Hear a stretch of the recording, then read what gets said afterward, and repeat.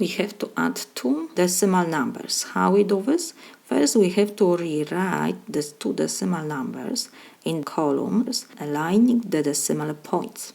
So we have 21.8 and we have 8 ones. So we keep in the same column. Next is decimal point and we have 76. Next we have to check how many decimal places we have. First number has only 1 and the second has 2. So we need to add extra 0 to the first number. When we add 0 and after decimal point, it doesn't change the value of our number, and now it will be very easy to add these two numbers.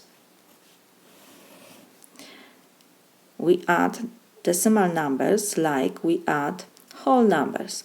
So we have to add first hundredths to hundredths. So we have 0 plus 6 is 6 hundredths. Next we have 8 tenths plus 7 tenths. So this is 15 tenths. So we have to write 5. We have 5 tenths and 1. So we add now ones. 1 plus 1 is 2 plus 8 is 10. 0 ones and we have 1 10. 1 plus 2 is 3. And we have to keep decimal point exactly in the same column. So we have 30.56. This is my solution.